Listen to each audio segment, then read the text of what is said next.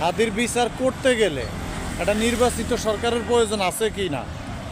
আমি মনে করি যে হাদি ভাইয়ের যে বিচার, সামনে আমাদের নির্বাচন আছে, হাদি ভাইয়ের নির্বাচন আমি মনে করি যে বাংলাদেশের যে এখন উপদেষ্টা আছে সেই উপদেষ্টা যদি হাদি ভাইয়ের সঠিক বিচার করতে চায় সহজ হবে, তার জন্য সহজ হবে যে নির্বাচনের আগে তার খুনিদেরকে এনে বিচার করা, সর্বোচ্চ শাস্তি ফাঁসি রায় কার্যকর করা। আর পরবর্তীতে যারা ক্ষমতা আসবে, যদি এটা বিচার না হয়, পরবর্তীতে যারা আসে তারা যদি প্রকৃত দেশপ্রেমিক হয়, তারা যদি দেশের কল্যাণ চায়, রাষ্ট্রের কল্যাণ চায়, তারা যেন অতি দ্রুত তারা এটা প্রমাণ করবে যে তারা দেশপ্রেমিক। হাদি ভাইয়ের খুনিকে তারা এনে তাদেরকে সর্বোচ্চ শাস্তি ফাঁসি রায় কার্যকর করবে।